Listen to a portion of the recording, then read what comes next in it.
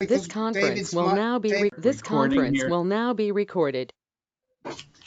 And we have some disclaimers to start with. So I'd like to say that AnCan is grateful to our sponsors for making the recording possible. That's Bayer, Foundation Medicine, Janssen, Myriad Genetics, Novartis, Telix, Blue Earth Diagnostics. And if any of you have connections with any other organizations or would like to personally sponsor the talks, please get in touch with Rick here, and he would be more than happy to take any kind of support available. The other thing I wanted to mention is that on the website, you can sign up to be contacted when the various groups are going to hold meetings or any other special events, publications to the blog, and a bunch of us will be submitting articles and update and things that we hope will be of interest to you. So visit the website, look around, and make sure you sign up to get regular contact and updates. AnCan respectfully notes that it does not accept sponsored promotion. Any drugs, protocols, or devices recommended in our discussions are based on our anecdotal peer experience or clinical evidence. We are not taking you on as a physician-patient relationship. AnCan cannot and does not provide medical advice. We encourage you to discuss anything you hear here in these sessions with your own medical team. If anybody has any questions about that, those guidelines, please let us know. If not, what I'd like to do is get started and invite everybody who's not talking to mute when they're not talking so that we can hear clearly the speaker. We'll turn to Eric first and tell you I miss the trees in Atlanta and the greenery and what have you. We moved out here to LA 2 years ago. And at that point, I looked around Atlanta for all my options and ended up traveling to LA for care after putting in a couple of months looking around Atlanta and trying to figure it out. But if you could tell us a little bit about your age, how you presented, how the diagnosis was made, and what steps you've taken so far, that'd be great. Sure. Thank you. Hi, everyone. I'm Eric. I'm in Atlanta. I am 52, diagnosed last year with prostate cancer pretty early. Had a random core biopsy initially from a PSA test that was elevated, which prompted that. And then all Gleason 6 in 11 out of 12 random cores. Then had an MRI, which confirmed that it's contained and hasn't spread, thankfully. What else? Then I was prepped for surgery with my urologist, but then after doing more research, I pumped the brakes on that and decided to go on active surveillance. And that's where I'm at right now.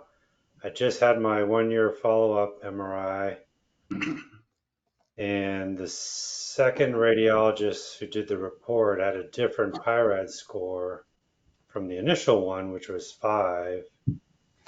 And the second one was 3, and I thought, oh, that's too good to be true. But then I was able to send my scans off to the NIH for a second opinion, and he confirmed that it was a 5 as well, and it hasn't changed much at all. So that's good, and I've been eliminating carbs and sugars and eating better nutrition and things like that. So just Can I ask you?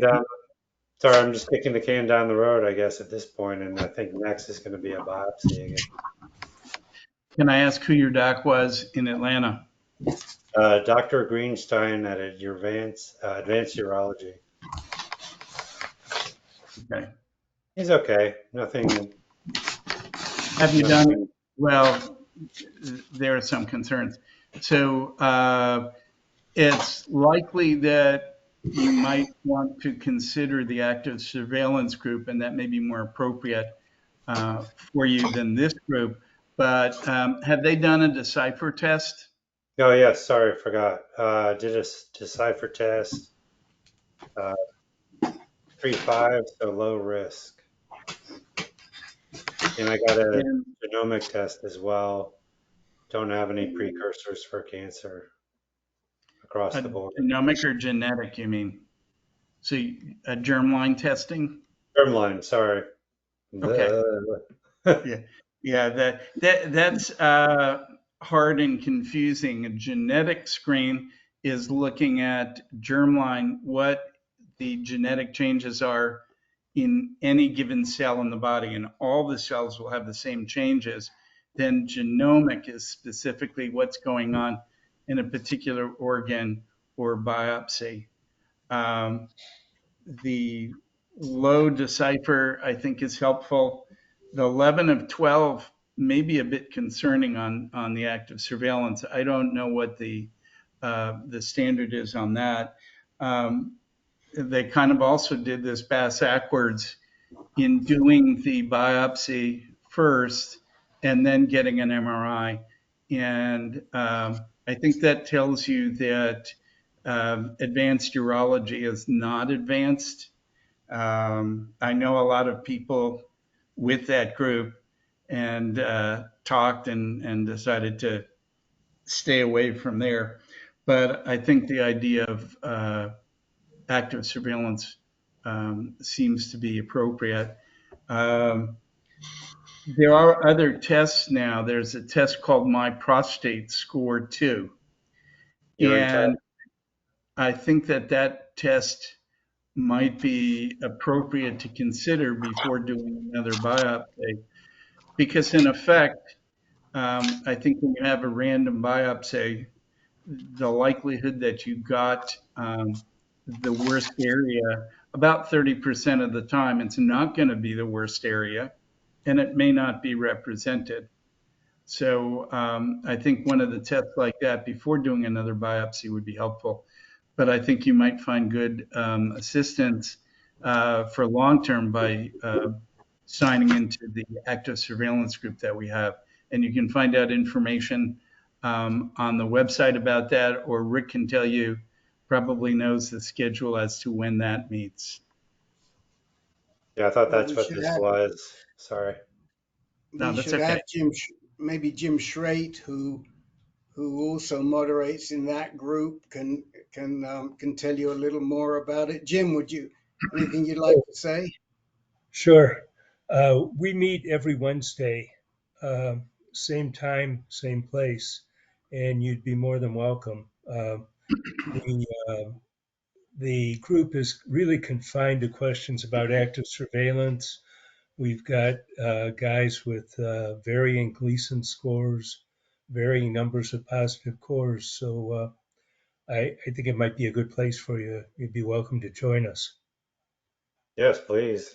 I thought this was early prostate cancer, but that's different. Low and intermediate group. So it's similar, but um, the active surveillance has their own group because it has unique issues. Most of the people in this group are going to choose to go through some sort of treatment. So at such a time, if that becomes necessary, this would be a good place to come back.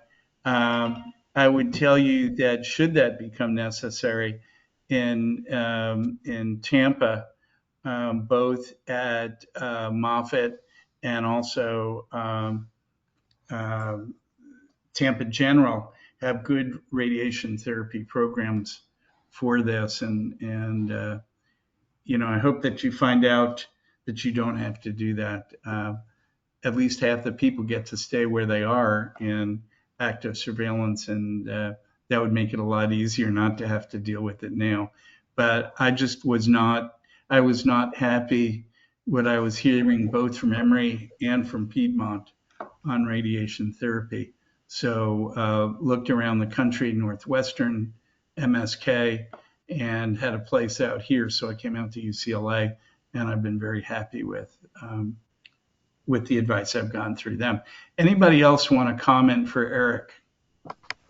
So one thing I'd like to say, and then open it up to the group, is the reason we split the active surveillance off from the rest of the low intermediate is because a lot of the gents in active surveillance, they don't even want to consider treatment. They don't want to get into the pros and cons of surgery, the pros and cons. They want to stay where they are.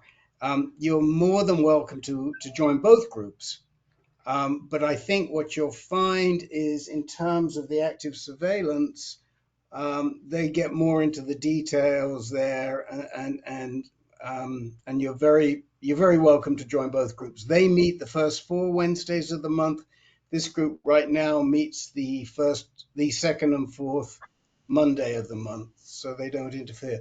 One quick question: are you signed up to get a reminder? Did you get a reminder before this meeting, Eric? I don't think so. Okay, so if you would like to put your email in the chat, either send it to me directly, or if you're happy for anybody to contact you, we'll get you signed up both for active surveillance and this low intermediate group. And then the only other group that might be of interest to you is a group called Men Speaking Freely. And that's a group where we talk about everything and anything except treatment. So it's really a helpful group. I can sign you up to it. You don't have to go. But if you do want to make a change, do not unsubscribe from the reminder, because it'll take you off of everything. Just go to the contact page and change it. I see you have biker. Is that of the pedal kind or the motor kind? Yeah. Both. Okay. Okay. Well, we got a few bikers in both groups. The gent who is taking Men Speaking Freely, who's hosting Men Speaking Freely this Thursday, is a very avid motorbiker. And we have a bunch of motorbikers in that group, but we've also got quite a few cyclists as well. Excellent. Thank you. Yeah, I guess since I'm right on the edge of possibly getting treatment, I think staying in this makes sense a little bit too, just to stay educated on the latest and greatest. Well, Joe in Victoria, are you there? Because you're muted right now. Or did you step away? Because Joe's been vacillating between the two groups for a long time. It looks like he stepped away from the microphone right now, but there you are. You there, Joe? Yeah, I'm on now. Yeah, I heard my name being called. I had to go get something and come back. Okay. So, Well, we're just saying that you are somebody who's been vacillating between active surveillance and this low intermediate group for quite a long time. yeah, I've joined in on both because my situation is I certainly qualify for both groups because I'm on active surveillance and I'm also on intermediate category. So I figured I would. I mean, my thought right now is to stay on active surveillance unless things get worse, and I'll probably get treated. So I'm in that situation. I think that's a lot of active surveillance people have some, our grade group too, and I mean not the majority, but that's my situation, and so I like to hear about treatments, so that's what this group's about, and I also like to hear about active surveillance too. What are your numbers? Well, I have a grade group 2, and depending on which reading of my biopsy, you like to believe what pathology report, I'm anywhere from 5 to 20% pattern 4 on and in my situation too, I have one. I could put my camera on. I'm being camera shy because I guess these are getting put on YouTube, so I don't want to. All right, I'll talk on this. But anyway, yeah. And I have one or two tumors depending on which MRI you believe, also because they're both like centrally located, so it goes across the midline. So some call it right and left apex, and some say it's one larger tumor. I don't know which is preferable. Probably having two smaller ones. I don't know, but that's my situation. Joe, where did you get your second opinion on the path? So the first two I had local. The first two I had 3 biopsies total. Biopsies 1 and 2 were done locally and in Victoria, BC, and I had them read locally. But also at some point I sent both of them to Epstein after I had the second biopsy, and Epstein had 5%. He had the lower percentile, the 5% pattern 4 on one of the 2 tumors. And the Victoria pathologist said 2 of them had 20%. So he had 2 20% versus a 0% and a 5% pattern 4. So, I mean, that's quite different. And my urologist was making a case that it's about the same. And I said, no, that's not about the same. I don't think. And I dropped him like a hot potato and went to a different one. I think that's important in terms of the pathology in Atlanta. I got different readings after my biopsy was read at Northside Hospital and then sent off to Epstein. Now it's Epstein's lab at Johns Hopkins, or a Dr. Ming Zhao, Mingzhou, for second opinions on it. And that's really important because if it's a commercial lab or most of the local labs,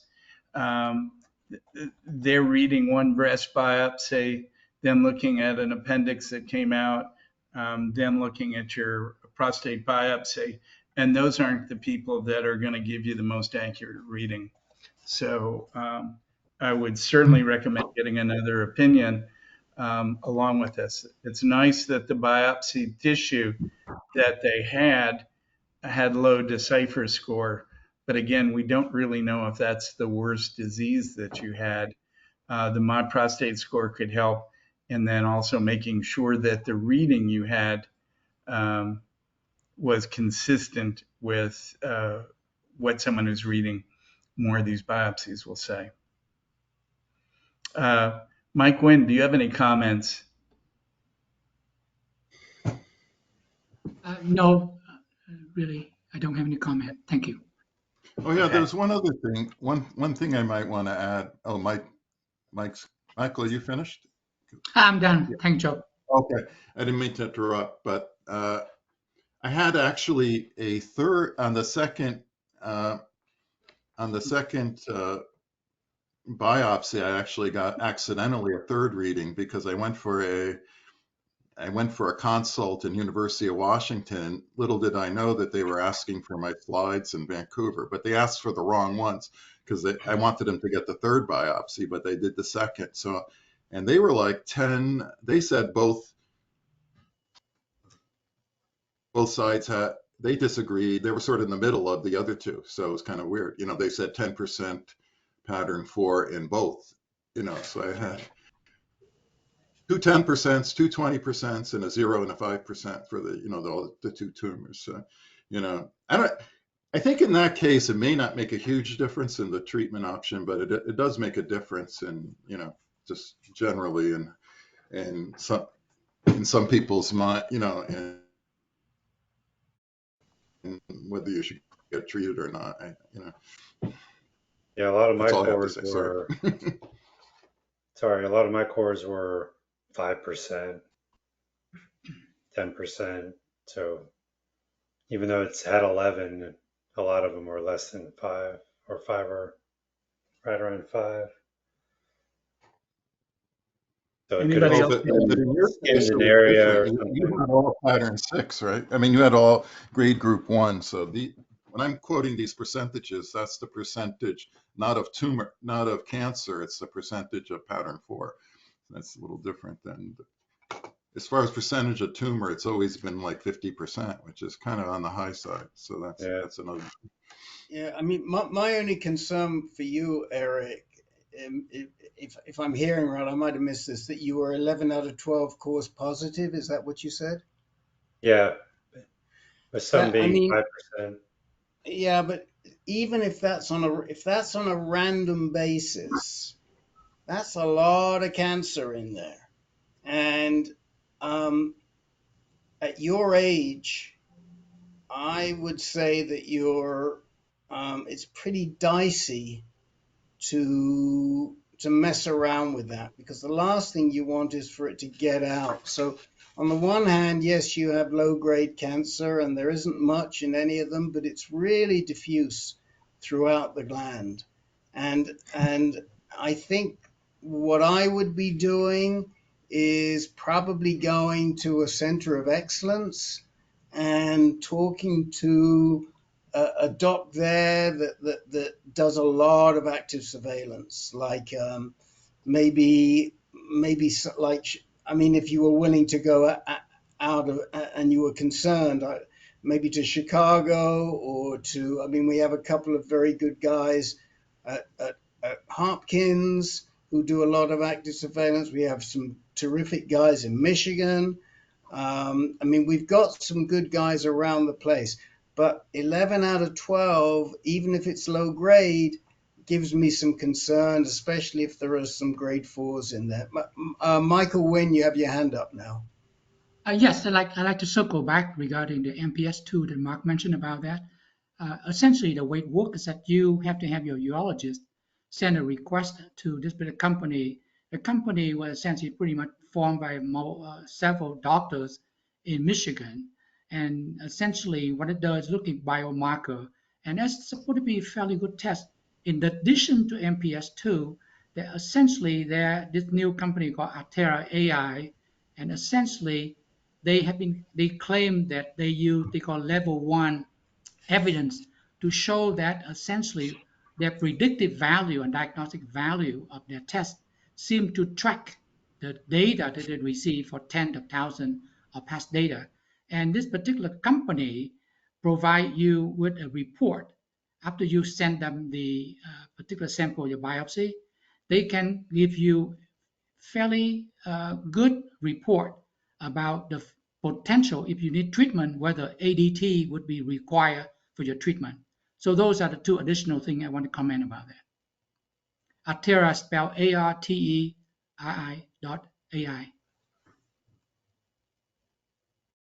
Anybody else? If not, thank you, Eric. Let's move on to David with 3Ds. And if you can tell us a little bit about your situation. Sure. Those extra 2 small D's are actually one of my nicknames, so I kind of lobbed in there. I'm 74 years old, and prefacing all of this is when I came several months ago to the AnCan meeting here, I was recovering from hemorrhoid surgery, and that recovery took a lot longer than I expected or even the surgeon expected. So then backtracking, in June of 2022, I had a biopsy. Let me see if I get my story straight here. And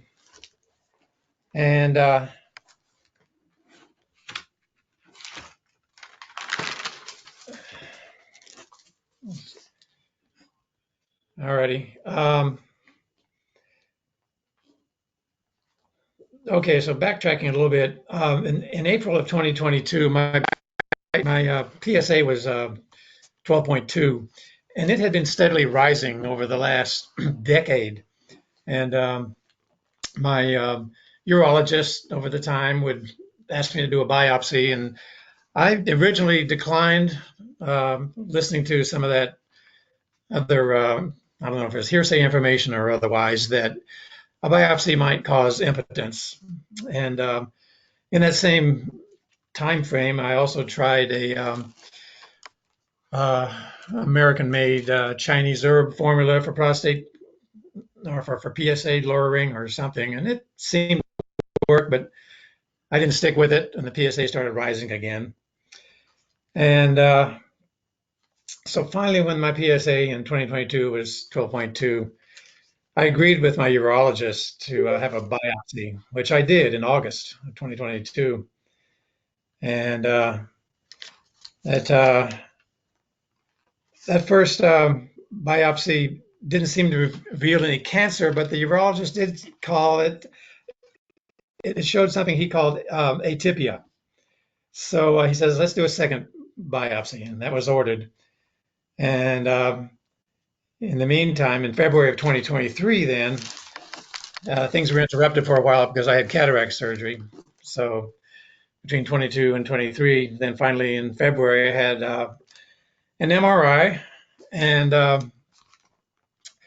after that, had a second biopsy, a targeted biopsy, in which case 14 core samples were taken, 7 of which showed cancer. And after that biopsy, I had a MSRA PET scan, June of 2023, which showed that there was no spread of cancer outside of the prostate walls. Now, in that second biopsy, I had a Gleason score of 3. I'm sorry, a grade 3, a Gleason score of 7, 3 plus 4, and a stage T2B. So my radiation oncologist helped me walk through that as being intermediate risk, unfavorable. And I was pretty quickly on board with doing the therapies that were going to be coming up. By June of, was it June? Yeah, by June of this year, my hemorrhoid surgery had finally healed to the point where I would be comfortable proceeding with, for example, having the gold seed markers implanted on my prostate. And then on July 1st, I began radiation. I had 5 treatments, SBRT. And then also in the midst of all of that, I began doing a lot of my own research and reading. Went through Kaiser. I'm a Kaiser member, and I went through Kaiser's literature on prostate cancer. I went to UCSF here in San Francisco. I live in Berkeley, California. Went through papers published in the NASA Institute of Health library. Sloan Kettering, John Hopkins, read all kinds of, and also through PCRI, the Prostate Cancer Research Institute, and just gathered in all kinds of information. And in the process, joining support groups, primarily this one, and then being able to sign up with a personal mentor, Dr. Mark Perlow. And that's been very, very beneficial. I also started doing other things myself, like journaling a lot.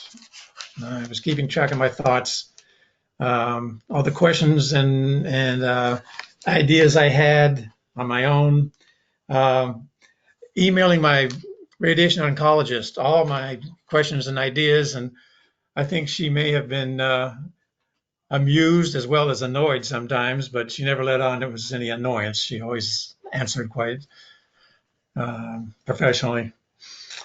I did other things to try and be proactive with any kinds of side effects I might have from any of the therapies, whether it was ADT or the radiation. So besides the journaling, I joined the Y, started doing some strength training, still do. Daily walks, half-hour walks almost daily, and I've always done yoga at home, and that hasn't ceased. But other kinds of stretches and body weight strength training things at home. And so David, far, yes. David, I wanted to ask you, Yeah. coming off the Orgovix soon and Yes. had some mild hot flashes, but Yes. sitting now being a member of the Been There, Done That club Yeah. very shortly, one, have they talked to you about how often they would follow up or when they would do your first PSA? And then also, is there other information that you would have liked to known beforehand that you didn't discover until actually going through it? To answer your first question, I believe my next PSA test will be done in October, November. So 3 months out from the end of radiation. That's my understanding. And then I also understand it'll be again 6 months after that. So that's my understanding. I have yet to nail that down. And as far as what could I have known ahead of time, that's a good question. I'm not sure there was anything other, because doing the research I was doing, but also being able to talk to you, Dr. Perlo, on on a good basis, every few weeks. And I was able to substantiate any information I gleaned from you, as well as from my own research, and then from my own doctors. Things started falling into place, and so by the time I was ready for ADT, I was ready. Okay, well, that sounds good. Do you have any questions for any of the other people in the group here? Or do anybody else in the group have questions for David? Raise your hand if you'd like to comment.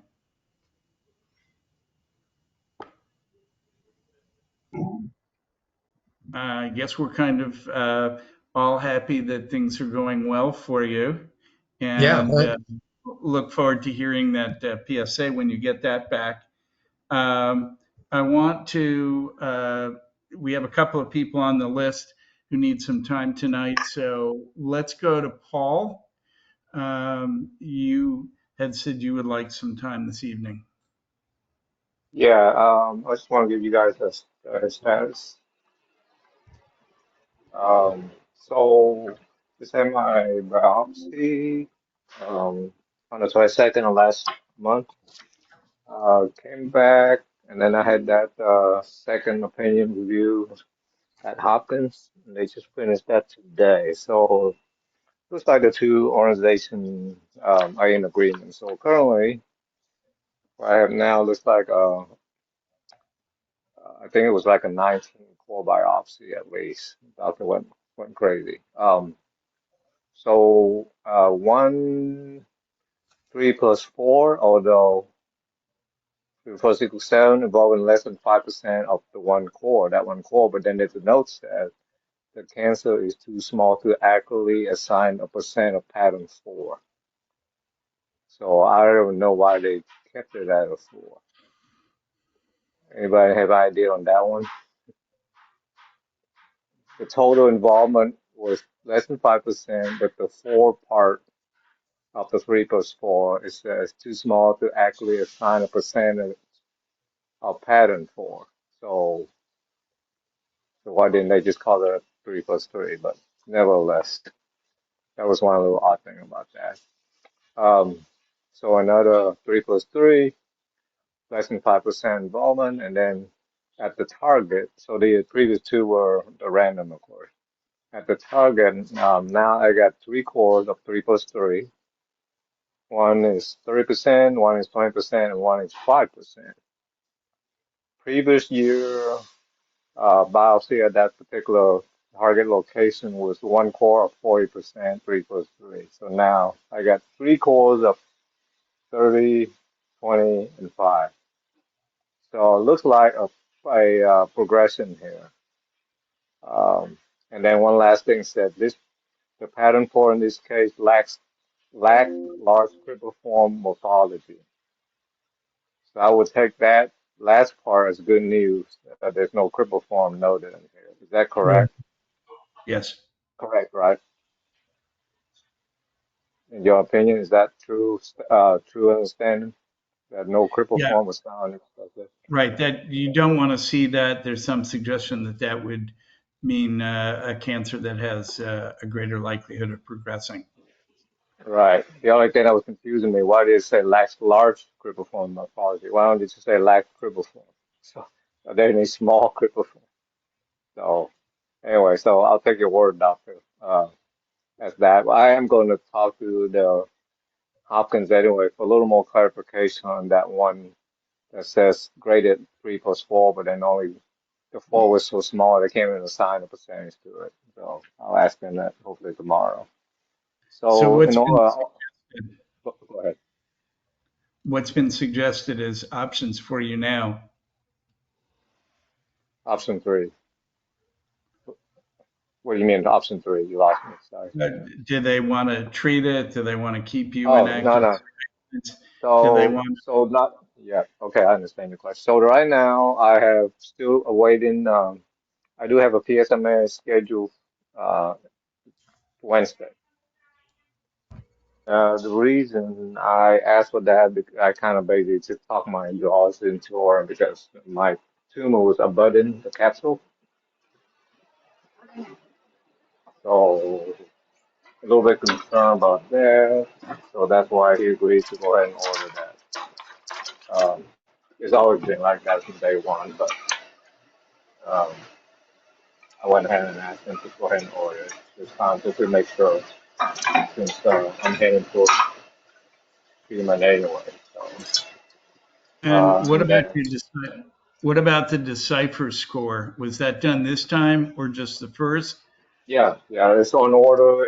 They just received the samples a couple of days ago, and so it's a couple of weeks before I get the result back. So waiting for that, but I do have a whole bunch of radiation oncology scheduled for a consult. So one of which is the one I saw in Nova. It's a large organization, a large center in Northern Virginia, and Dr. Greco at Johns Hopkins, which Richards from Silver Spring recommended. He had treatment there, so I have him, and I also have a televisit with Dr. Kishon out at UCLA. A televisit. So the reason I wanted to get his opinion is, and I told you guys this before, my local guy, the one at Innova, uh, doesn't recommend me to do the 5-day course. He wants me to do the 25-day course, 25 to 28. And then Richard, I think, is because my tumor is too close to the urethra. So that was the concern. Richard said his uh, situation was the same as mine, but Dr. Greco was able to do the 5 days for him. And then the reason I went to Keyshawn because I guess he's the Mr. SBRT out there on the West Coast. And, so I want to get his opinion. Right. So that's Yeah, where certainly. As far as the early side effects from the urethra, the MRI linear accelerators, either at MSK or MD Anderson or UCLA, it's a more precise method and it corrects or follows movement. So if you're going to get exposure, significant exposure to the urethra, some of that may be due to movement of the prostate during the actual radiation dose. So there may be some advantage with that. The results after 3 months, they're equal between different methodologies, but at least early on, it seems that people tolerate that better. Keyshawn will likely advise on the Prostox, which is a genetic screen that may indicate people who are at greater risk for long-term side effects after the higher dose SBRT treatments. So that's something that he'll probably talk to you about. Yeah, so yeah, I watched some of his things on YouTube and mentioned the MRI guided treatment, but unfortunately, there's none around here that still around here that has that equipment. And I know Right. you guys are saying, well, need to travel, but it's almost not possible for me to travel, be away from home because I got other commitment at home with family. The, So the CyberKnife S7 may be the closest to the MRI because that includes live monitoring and movement of the field or recalculation of the field during the treatment. So that may offer some protection right, against movement. yeah. So Paul, do you have any questions for anybody in the group, or does anybody have any comments for Paul? No, that's well, yeah, that's I think that's it for me. Unless any gentlemen have any suggestions, but I'll certainly report back at the next meeting what these doctors recommend. I'm definitely most likely wait unless they give me unless these prices will come back ultra low, which I'm not think so. I'm most likely I'm just gonna go ahead and get treatment, and because number one concern is that bulging of the tumor at the capsule, right? So thinking that the tumor is growing over slowly. Overall, so given that, one do one more question. Overall, am I really 3+4 intermediate favorable, or am I still low grade? I mean, I have quite a, I guess 5 out Well, of with 19 is 3+4. Now I know one what is 3+4. one is classified by the worst biopsy core. Hmm. So if you have one 4+4 and all the rest are 3+3, you still get to be a Gleason 8. With this case, this is a very low 5, and that's why I think you can't just look at the Gleason score or the grade and say that's where you are. I think you have to take into account how did they do the biopsy? How many cores are positive? Did they get another reading? What does the new decipher show in terms of Right. what you do for treatment? It's only one. It's only one factor, and you can't make an absolute to say you've got Gleason 4, you're intermediate, and therefore you need to do something. That's not enough information to make decisions, or at I least to feel make. like I said, yeah.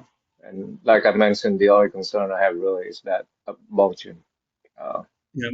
and Well, right. And then go ahead.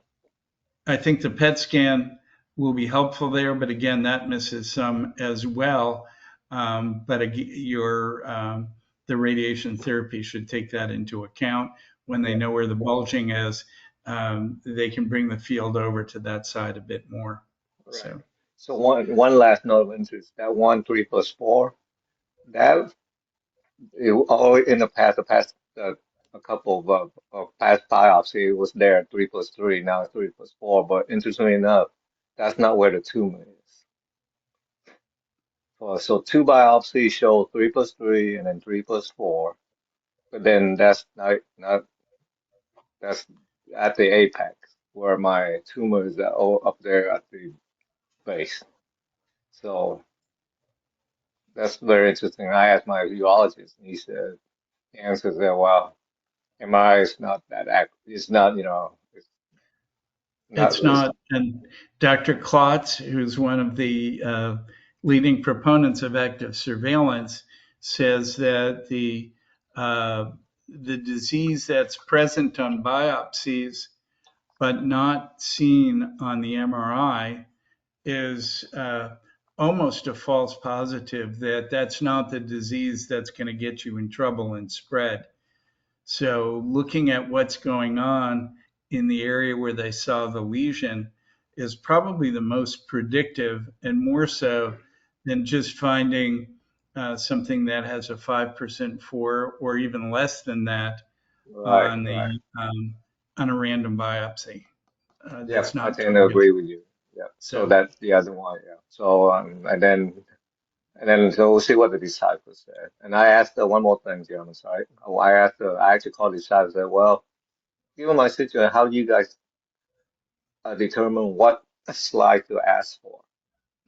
Uh, they usually will get the actual block and cut slides themselves and then decide if they want more. When we okay. send tissues off, we just, because they keep those paraffin blocks for 20 years. So they get the whole thing, you're saying, right? The whole They'll decade. get the whole thing and decide what to do. Yep. Okay. So, All right. Eric, you had your hand up. Do you have a comment or question? Yeah, thank you. Hey, Paul, thanks for letting me hear about your story. But first question is, did you say it did escape the capsule on the prostate? No, No, not it's yet. been bulging. Yeah, it's been bulging according to MRI. Okay. For the past, actually, it's my very first MRI that show any kind of tumors is bulging. So yeah, it's it's pushing. So Okay. that's my number one concern. Right. And have you had a second opinion on the second biopsy? Yeah, this is what I read to you was a second opinion from Hopkins. Okay. Yeah, and then I also had a second opinion on my MRI also Oh, at good. Hopkins too. Yeah, so everything kind of basically lined up this time. So Good to Okay, hear. let's move on. Tim in Tampa, you are next, and hopefully you made it through the all the storms that went your way. Yes, a lot of tremendous rain. I noticed in your email, Mark, regarding fertility protection. My question was, for SBRT, is it standard operating procedure to protect the testicles? So it's not a function of protecting the testicles, and no, it's not standard, but it's not so much the testicles that become infertile. You likely could go and have a testicular biopsy and get sperm to use for in vitro fertilization. The problem is that the radiation is going to cook the ejaculatory ducts. So after radiation treatment, generally most men won't have an ejaculate, so you can't get pregnant that way. But there should still be sperm that are available. But let me tell you, as a former fertility doc, it's a whole lot easier to thaw sperm and do an insemination than to put the couple through a whole course of in vitro fertilization. So it's simple enough, and if there's a possibility that someone will want to conceive in the future before prostate cancer treatment or before any cancer treatment, sperm should be frozen. Okay. I also had a decipher score, low risk 0.19. Is there any point in me getting an Artera AI?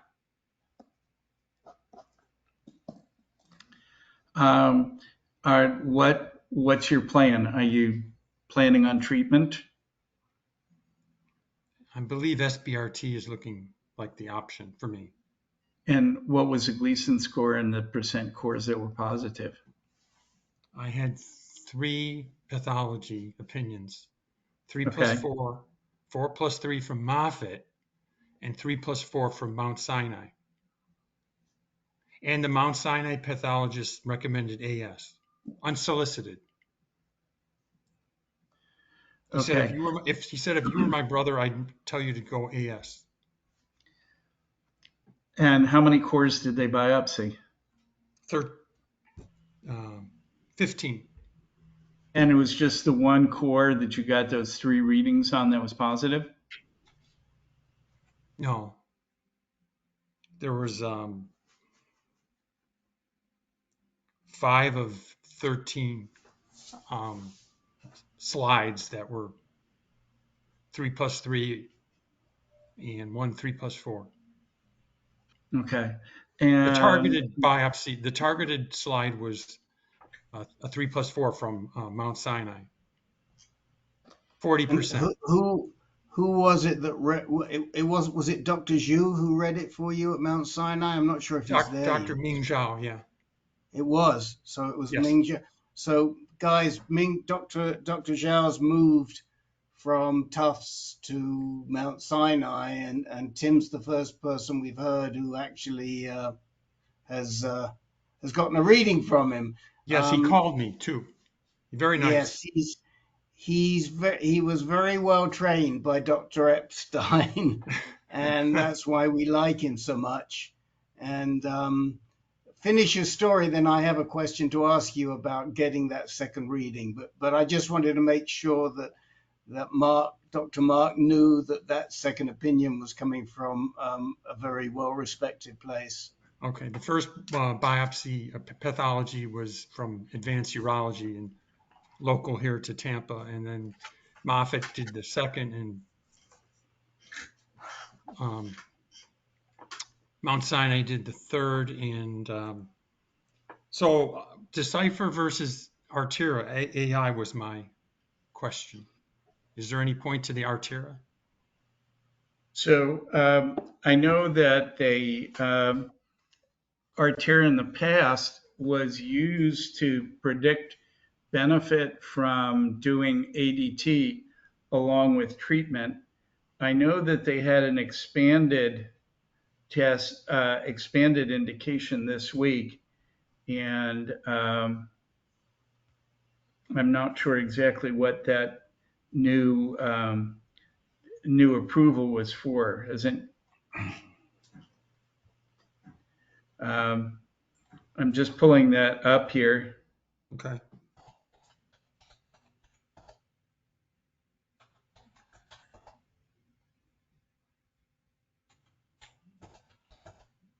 Yeah, so they're looking at the same thing as the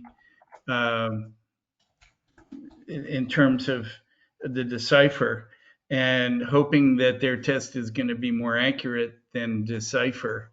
I think I would look to it as something I'd certainly consider if I was sitting on the fence with the Decipher score.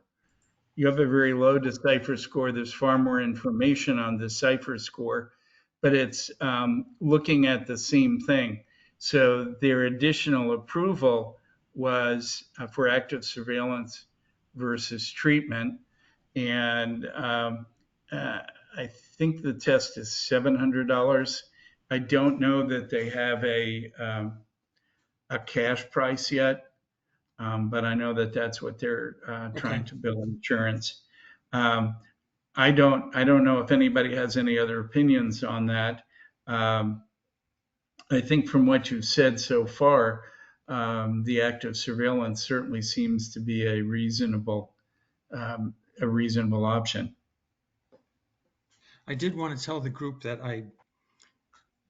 thanks to Mark to turning me on to Prostox, I did do the Prostox test, and I showed low risk for CFRT and SBRT toxicity. So that was kind of reassuring. And I do have a PSMA PET scan scheduled next week at Tampa General Hospital.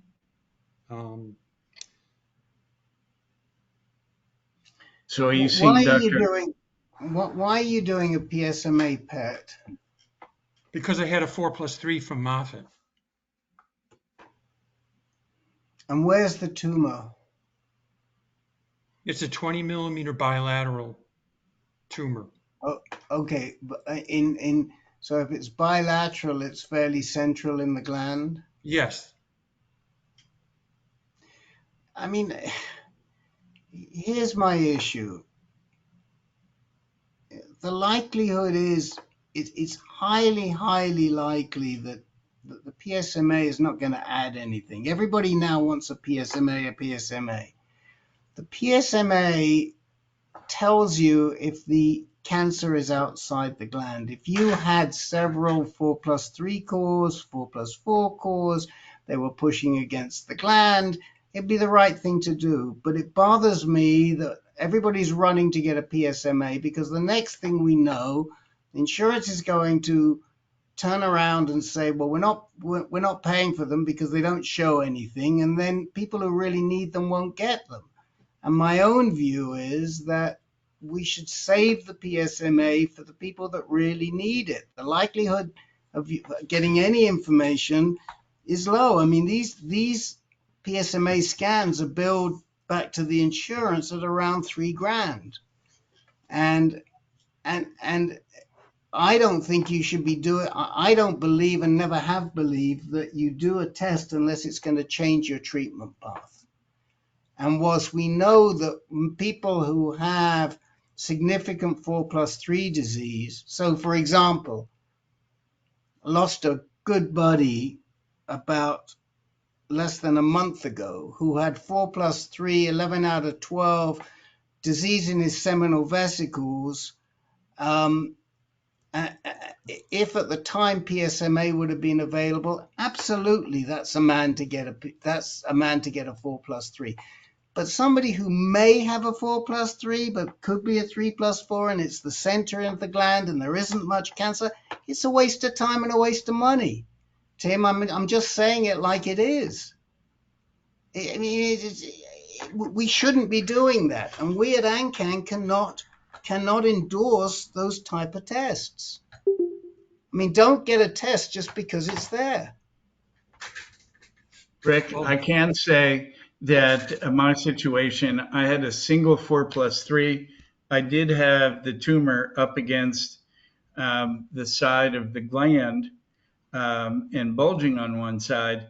But it was one, I think, of about 4 cores that were positive. That was 4+3. And MRI and CT were negative.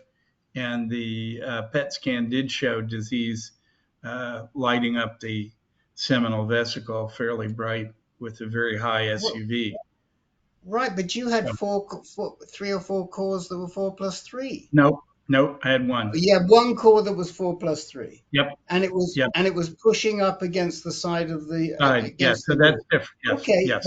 that to me justifies it. If it's 4+3, it's pushing up again. But that's why the first question I asked Tim is, where is this in the gland? If it's right in the center of the gland, and we don't know if it's a 4+3 or a 3+4, the likelihood that it's escaped at this point in time is slim to none. Whereas Agreed. I mean, for Agree, Dr. and the insurance company hasn't approved it yet anyway. Well, if I was the insurance company, I wouldn't. And if I was you, I wouldn't waste my money on paying for it privately. Okay. Curious, are they talking about, you still have to talk to the radiation therapist, but do you have a sense if they've talked about enough to put you into a group that would require ADT with it? I don't think so. No. Okay.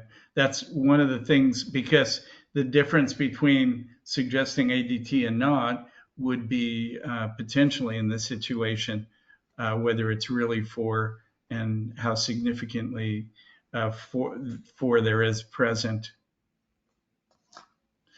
Anybody else have any comments for Tim? Yeah, I have a comment, Mark. Okay. Yeah, this is John, New York. We spoke. My 4+3 from Cornell was grade 3, was downgraded, had a PET scan, and we have that SUV 2.6 maybe in the lymph node. But since at MSK, it's been downgraded to grade 1, 3, 4. So if I had a 3-4 to begin with, I probably would have never had a PET scan. So there's a lot of ambiguity in that. I'm just bringing that out, trying to. And Dr. Okay. Nagar doesn't think I need treatment, but the Decipher score I'm waiting on, which Cornell doctors screwed up. Maybe I shouldn't even be saying that. They messed up my paperwork, and I still haven't gotten it. It went out Friday after raising not a ruckus, but 3 weeks for them radio silence from Cornell. So now they should have it. Hopefully, I get my Decipher this week. Well, next week. So anyway, I just wanted to add that. Did you have any other comments? You had said earlier that you needed some time. Yeah. I was just I'm waiting to get my colonoscopy. I'm waiting for the Decipher score. My PSA just came back after 6 weeks of after my biopsy, and it's still steady, 2.17. I'm on Abadot, dutasteride, so the thing has been steady for 3 years. But what triggered it? What triggered another MRI was the UTI, and that spiked it up to 3.2, but then it came all the way down. So, I mean, I know it's just a warning light on your car, but my PSA is pretty steady. So, other than that, I was going to ask you the Meridian versus the Electra. Are they Same. based? Same. The margin? Somebody was trying to argue with me that the margins are bigger with the Electra, but it's basically the same machine. It's actually Unity, but it's Electa is the company. Unity is the MRI linear accelerator. And where they set the margins is a function of the doc and how they do the planning. But in terms of how you would use it and the machines, essentially they should be considered interchangeable. Okay. I Yeah. don't think there's any advantage to the one over the other. And the other concern was my IPSS score is probably moderate, urinary. And I was worried about, I would say it's a 12, 13, 14. So I was worried about radiation making. But they switched me from Flomax to Alfosozin, whatever. So this seems to be a better drug. Anyway, other than that, I'm just waiting to reschedule my space or reschedule everything with Dr. Nagar. Right now, everything's on hold until I get my colonoscopy, and that's about it. I think I covered everything. I'm waiting for my Decipher. He doesn't think I need ADT, but we'll see.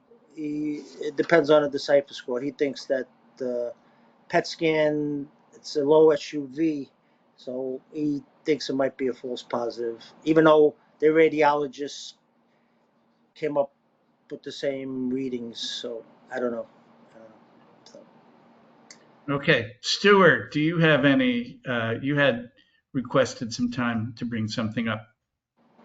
Yeah. 3 weeks ago, I had just had my follow-up biopsy, which was described as a confirmatory and targeting biopsy. And I finally got the results back, which initially were very confusing because I didn't understand what the point of the biopsy was.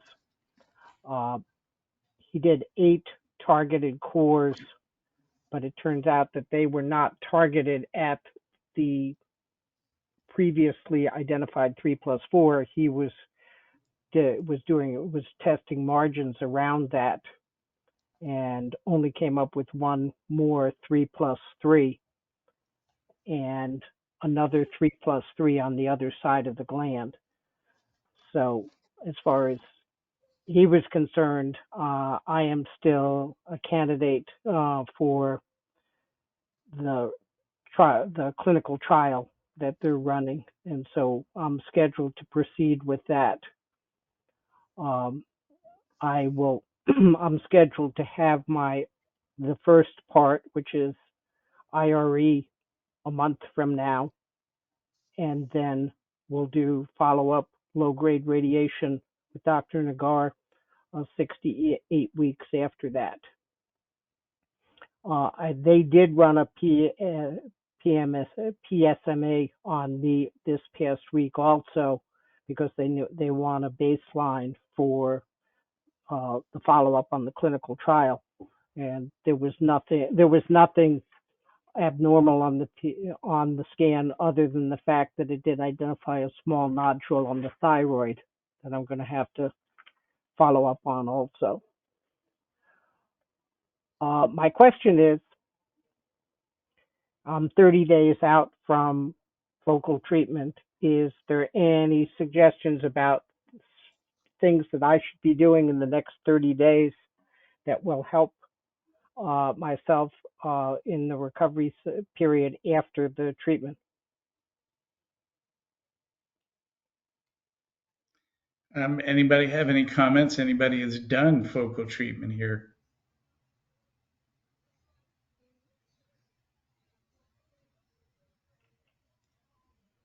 I mean, I don't know of anything that I would say offhand specifically for that. I'm curious on the discussions that went on IRE plus. You said 28 sessions of It's two sessions, or it's either 2 or 4 sessions of low grade SBRT. Oh, okay. What So is it's a lower. IRE? I'm sorry. I'm not sure we know. Oh, I'm sorry. Is nanoknife, it's electroporation. That's not quite right. It's focal using electricity to zap as opposed to ultrasound Okay. or cryo. Okay. So IRE is the electrically zapping focal method. Correct. Yeah. Okay. And which I've heard of but know little about. And they're also going to do some SBRT as well. Yeah. The concept of the trial is that the extra low grade radiation, the goal is to lower the recurrence rate on focal. That the knock on focal is up to 40% recurrence, and they believe that they're successful, that the low grade radiation follow up will sort of blanket the whole gland and take care of anything beyond what the focal does. Okay, so in other words, they go in and they do the focal with the electro whatchamacallit? Yes, electroporation.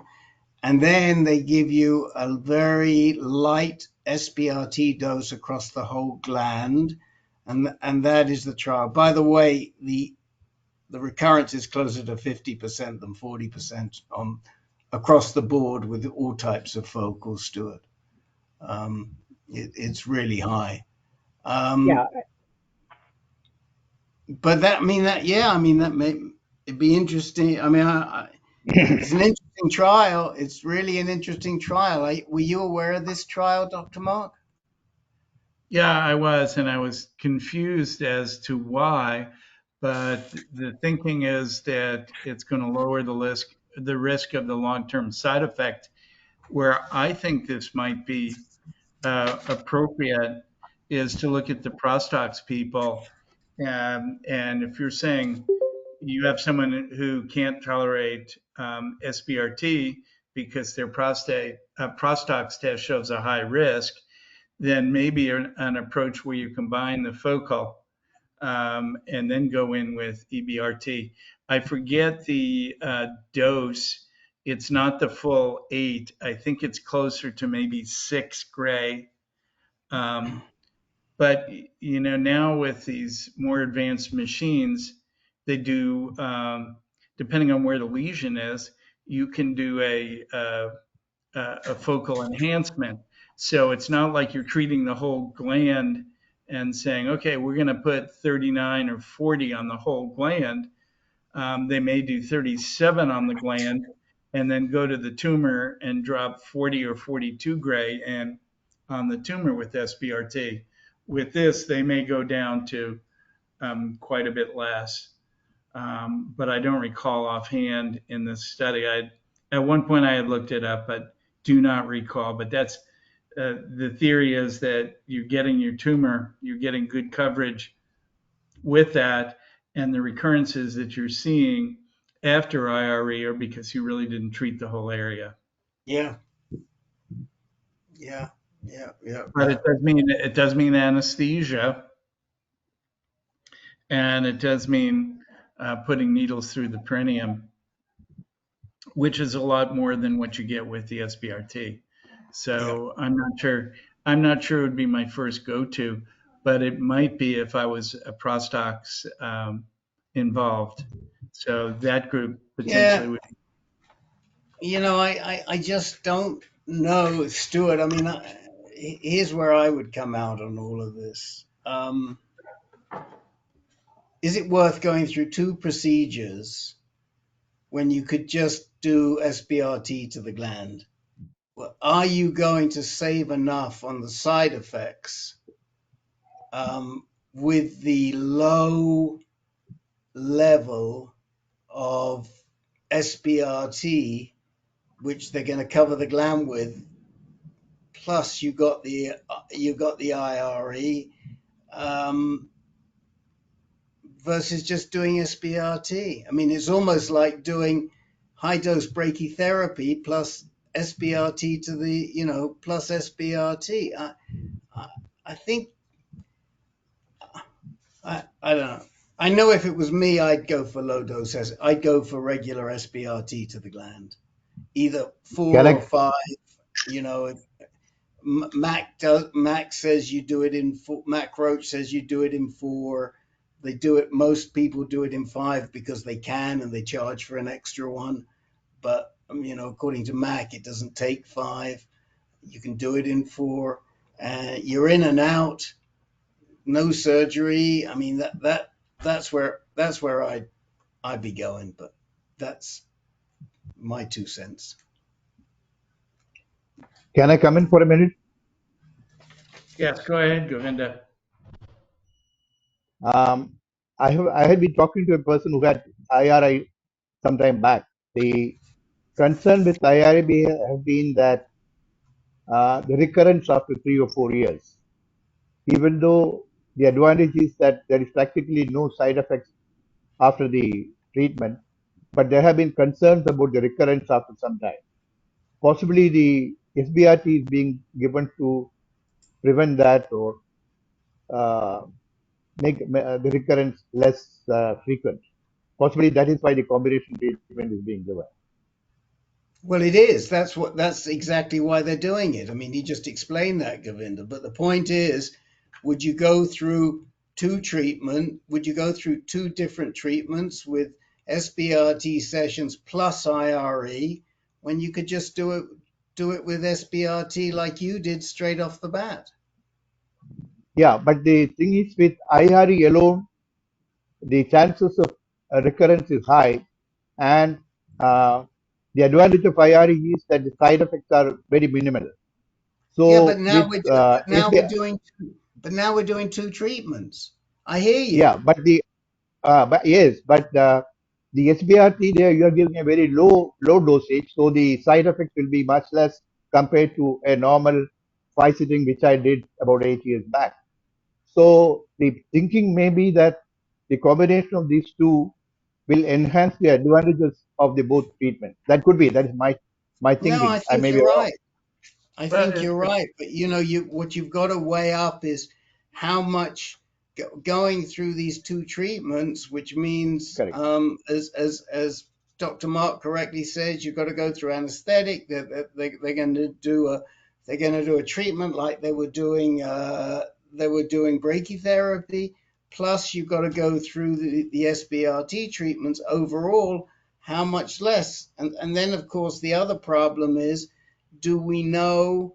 Well, we don't know. This is why it's a clinical trial. If the area that was treated with the IRE is then going to be retreated immediately with SBRT, albeit a low dose, how will that area respond? Well, that's why they're doing the clinical trial to find Yes. out. But if it were me, I'd say I'll just go with the with one or the other. I mean, I'd probably say I'll go for seeds. Yeah. I would do low dose. I do low dose brachy. If I'm considering IRE, I'd just as well do low dose brachy. Because I think in fact, you know that I went through SBRT when it was under clinical trial in Canada. I did it through a clinical trial, I and remember. uh, there was no hormone treatment along with that at that point of time. So it was standalone SBRT which I had. Now they're trying to uh, a combination to reduce the bad effects of either of that. That I think must be the thinking behind that. I think what you're doing is trading off potentially lower risk of side effects with the idea that your cancer, had you done regular SBRT, you would think about it as, oh, we went for cure. The amount of FOIR that is there is very low. Now, in effect, you're still active surveillance afterwards. You're in a study. They can't say for sure what's going to happen in the study. So it means that you still got to be monitored. Chances are that one will do very well in the combination of the two, that the dose of SBRT is going to be fairly significant and enough to get uh, microscopic disease. That's the theory on this, that they're still able to treat effectively residual disease. But if they knew that for an absolute fact, it wouldn't be a clinical trial. It would be a treatment protocol. So there is going to be a little bit of unknown to this, and you have to watch. But I think it's a well thought out trial, and the team of people at MSK in radiation therapy are top notch. So um, I don't think they're pulling one over on you in doing that. Any other comments? Well, I'd be interested to hear what Stuart thinks of now that we've had this discussion and moved it around. What's your thinking, Stuart? Well, part of what was attractive to this, because originally all the doctors were recommending some form of focal, and all the research on focal with the high recurrence really sort of put me off the idea of going through that and having to do it again. So when I got to Weill Cornell and they described this opportunity to me, and it sort of was taking focal and reducing and attempting to reduce the risk, that was attractive. The other thing that was really attractive to me, because through all the research, everybody keeps coming back to forget about what type of focal it is. Find the doctors that are really good at what they do. And that's more important than the selection of the type of treatment. And that's really part of what attracted me to this trial, because between Dr. McClure and Dr. Nagar, we've got two really strong doctors that are going to be paying a lot of attention to me now and over the coming 12 to 24 months. And so if something doesn't go right, I've got good doctors on the team to basically that will be close to it and, giving me, if it's required, a good follow up. So I liked my odds in terms of reducing recurrence and having a really strong team taking care of me. Stuart, so I will add that Dr. Nagar is one of the first who has retreated after first full dose SBRT with follow-up SBRT. So they used to say if you have radiation first, you couldn't have surgery later on if it fails. That's not the case. You wouldn't want to have surgery. And well, I would not suggest someone having surgery up front or to treat a failure, particularly when you can go in and very precisely target recurrent disease. So, I think it's a reasonable study, and you are in great hands with people there. We have someone, caller 01. You're the only one caller, so you don't have to worry if you're caller 1 or caller 2, but do you have questions or comments for us?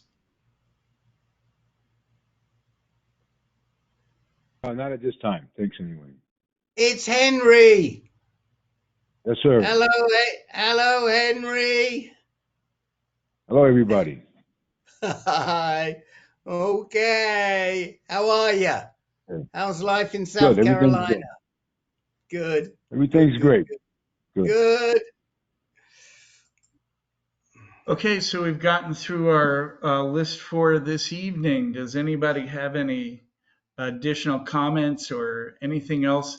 I mentioned earlier about the PCRI meeting here in September. We do have an AnCan table, and we are looking for additional volunteers to help sit at the table. If we don't get them, I'm told by Alexa that we have a set of chains and handcuffs, and Rick is going to be locked to the table and not get out. And then in Friday night before that meeting, there's a group. I don't know where the restaurant is yet, but we're going to go out to a Greek restaurant and celebrate each other and how well we're all doing. Yeah, so I'll fill you in. The Greek restaurant, because this will be the third time we've gone there.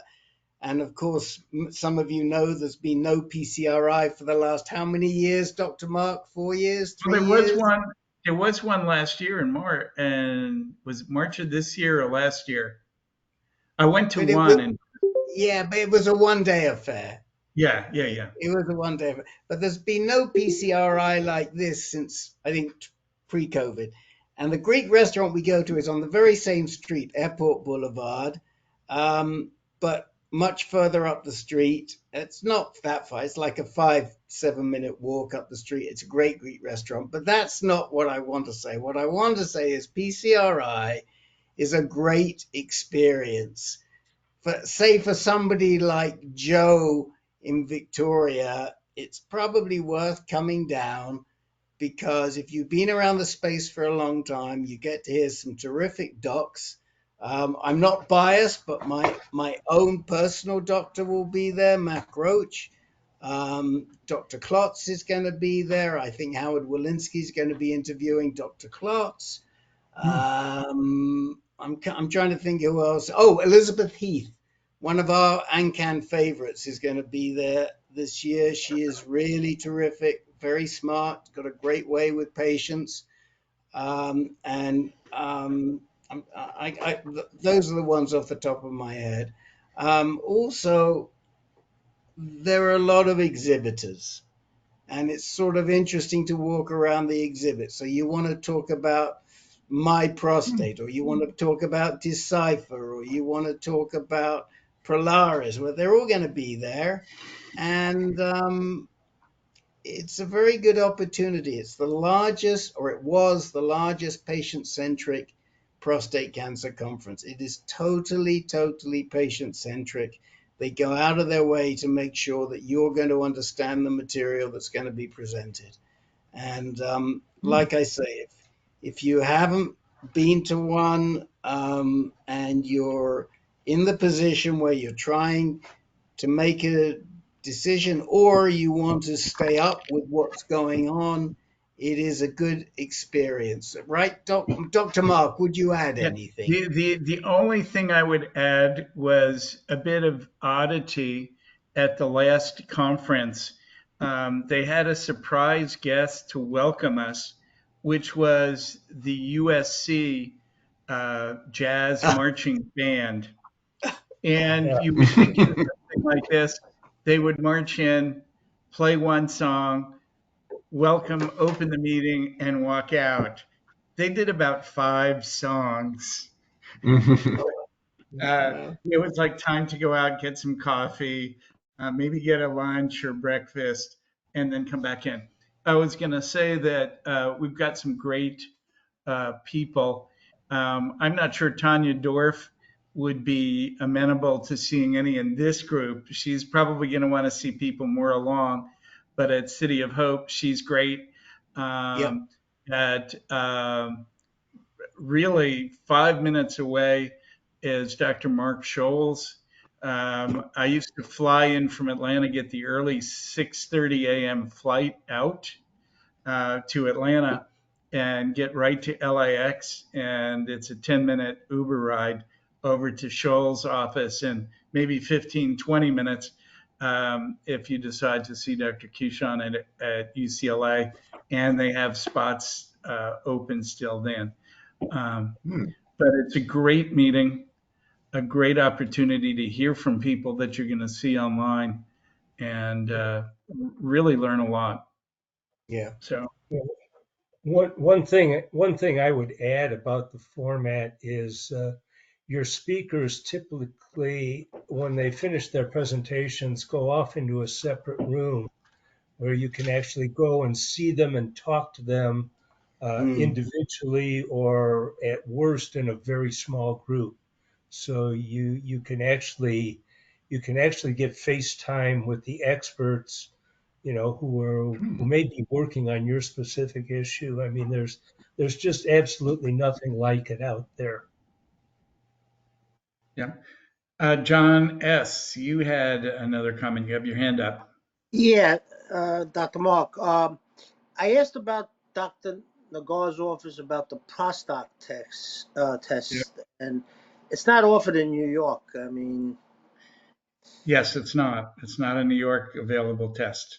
yeah, I looked it up, and so a 90% chance I'll be all right. But any thoughts about that? Getting it? It's regulatory, and I'm not sure why and how a test would get approved in one state and not another. And I think it would be interesting to include in a study where you're looking at the whole basis of the study is to try and lower, in Stewart's study, the whole basis of that was to lower the side effects that you'd want to know something that might measure the risk would be helpful. But Prostox is not available. I would say that it's really developed out of the team of radiation oncologists out at UCLA, and they're the big proponents. I am iffy about it. I'm just iffy about it. I don't think we have the data yet. The SBRT that they're doing is with an MRI Linac, which is different than the CT guided Linacs that the study was done on. So I don't know that it's transferable over. And if they don't get it, I don't think that really much matters. Yeah, I read that on another site that you responded to Yep. exactly the same way. Yep. Whatever one that was. I'm on so many different sites, but yeah, exactly what you said about a year ago. So Now, okay. John, John, if you come out to PCRI, you could probably get a Prostox test done whilst you're out there Yeah, I when know. you're in California, Hey, you know. I should have been in Greece. I'm Greek. I should have been in Greece right now, and here I am talking to you, I know they don't Monday. have the test in Greece, but You I bet giant. they will. Yeah, I bet they'll be there, and I wonder if there'll be a doc who will be willing to write off all the tests, or whether they have a doc who will vouch for getting the test. Um, yeah. but So John, I just have to tell you, I spent the last 5 days in Houston with one of our most favorite doctors who would say the same thing as you. She came back especially from Mykonos for the conference that we had. Mind you, she was organizing the conference in Houston, but Yeah, we she's not only a fantastic doc, but we love her. Eleni Evstathiou. God willing, you'll never need her services because she's a GU medical oncologist. But yeah. if you do, then you'll be talking Greek to Greek. And That's she bought me dinner on Saturday night at a very nice Greek restaurant in Houston. that's exactly where I was a year ago today, Mykonos, finishing up my Okay. trip anyway. But anyway, Oh, thanks, you gentlemen. had your hand up. Yeah, it's just a quick question of process. I thought it was you can just go straight to the company or the organization, and then, of course, insurance not going to pay for it. And then they will, if you don't have a doctor that is willing to order the test, they will provide a doctor to read over your result with you. I think that's what I saw on the They, website. yeah, they may have that, and a lot of the testing companies do that. But I would be concerned if New York says this is a no-go, and you are a patient, and the insurance company says, "Oh, Paul, you live in New York. We're not going to pay for that test." Yeah. So I think that there's some risk, and they would know that. I mean, I wouldn't travel all the Right. way to California for it, but knowing the insurance companies, if they say it's not a test that's approved in New York, and you've gotten your Oh, insurance yeah. as listing you as being in New York, No, I I think mean, I read, yeah, sorry. Last time I looked at their website, they said it's not approved, obviously, not approved by FDA, so insurance would not, yeah, would not pay for it. My radiation oncologist says not approved, so I'm not going to order it for you. So, yeah, similar to what you say. All right. okay. Okay. So just a couple of quick things before we finish up. The first is, if you haven't seen it, we strongly recommend, and it's linked in the reminder, we strongly recommend you look at the Manjunk project, which, because you'll probably learn a lot. You can put in Manjunk project on YouTube and it'll come up. There is a cartoon, an excellent cartoon, sort of Monty Python style cartoon. And there is also a live demonstration of the Manjunk machine. And this was something that we took in past years to PCRI, and it created quite a stir. And it basically shows you the working parts of a man's junk, so to speak. And it is very interesting, very well narrated, and we recommend it. It was created by John Teisberg, who was a co-founder of AnCan back in 2016, but he's gone his separate way, and I'm not sure if the Reluctant Brotherhood is going to have a table, but if they do, they'll probably be bringing the Man-Junk machine with them. The other thing I wanted to say is a big shout out, thank you right now in advance to Causley and Boykin, because they are going to be posting these recordings to YouTube and to the blog going forward. We're doing a training session tomorrow. So thank you guys, both of you, so much for volunteering to help us with this. We truly appreciate it. Okay, well, thank you all You're so much. welcome.